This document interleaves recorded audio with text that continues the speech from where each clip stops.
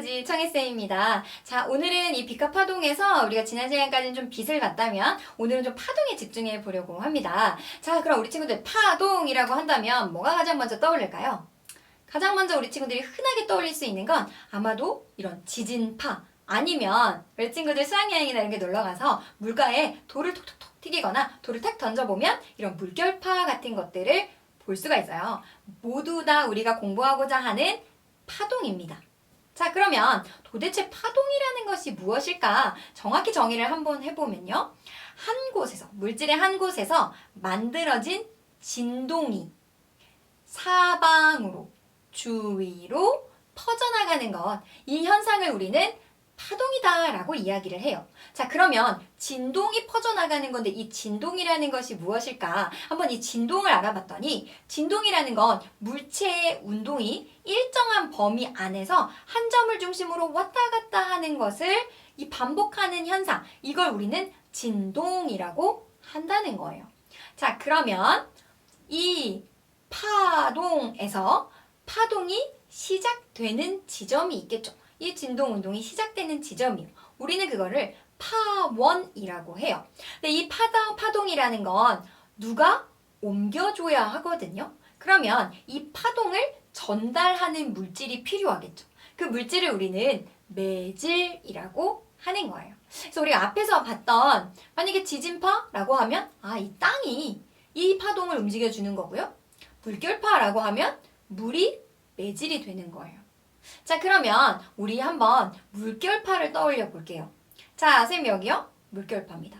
자, 그럼 여기서 매질은 물이 되겠네요. 선생님이 궁금한 건 뭔가 파동이 넘실넘실 보이는데 그때 이 매질이 함께 움직이는 건지 움직이지 않는 건지가 궁금해요. 자, 우리 친구들은 어떨 것 같은가요? 뭔가 파동이 움직일 때 이 매질은 함께 움직일까? 아니면 그 자리에 있을까? 그래서 이걸 알아보기 위해서 선생님이 물 위에다가 공 하나를 띄워놨어요. 자, 만약에 매질이 움직이는 거라면 이 공도 함께 움직이게 될 거예요. 왜냐면 이 공은 매질인 물 위에 떠 있는 거니까요.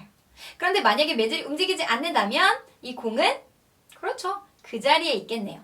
자, 그럼 어떻게 되는지 한번 볼게요. 이동을 했어요.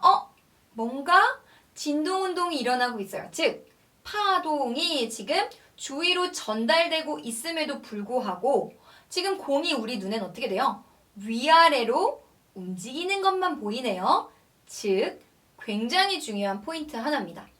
파동이 진행될 때 매질은요, 움직이는 것이 아니에요. 매질은 위아래로 진동 운동만 하면서 파동을 전달하는 것이지 매질이 움직이는 것은 아니다라는 것을 잘 기억을 해주면 되겠습니다. 따라서 매질이 움직이지 않는다는 거죠. 근데 우리 친구들 항상 이런 질문을 해요. 선생님, 아니 그러면 매질이 움직이지 않아요? 그런데 어떻게 그러면 파동이 막 일어날 때 건물도 무너지고 여러 가지 현상들이 막 일어나게 되는 건가요?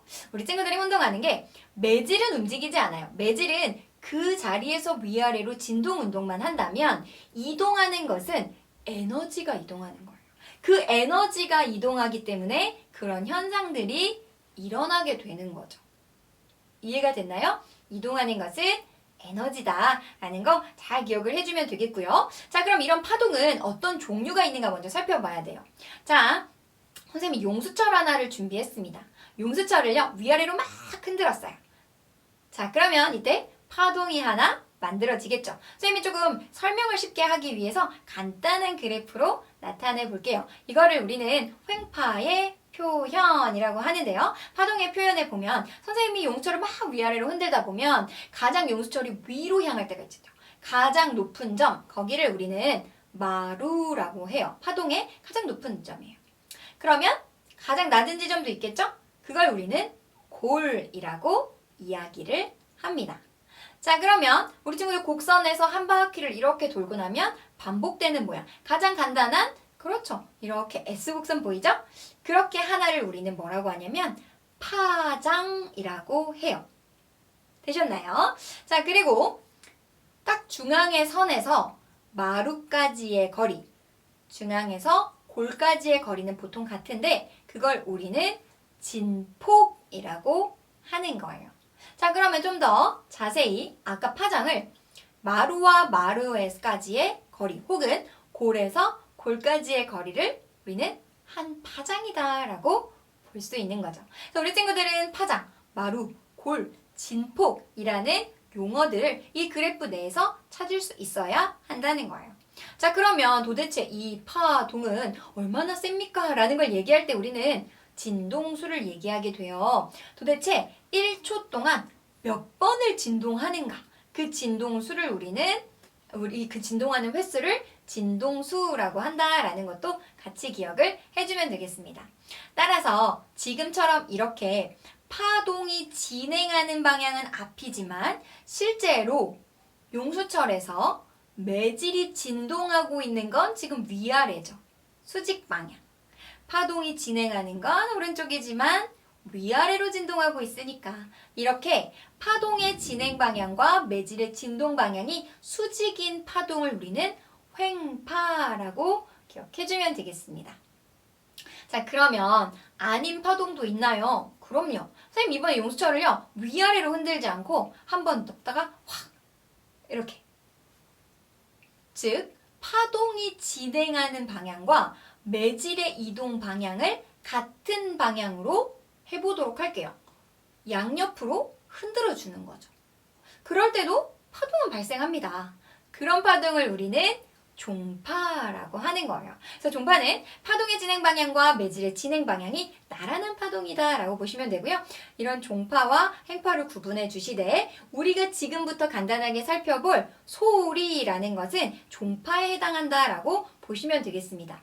소리는 종파예요. 그럼 매질이 있어야겠죠. 이 파동을 전달해주는 매질은 바로 대부분은 공기예요. 공기가 있기 때문에 우리가 소리가 전달되는 거죠.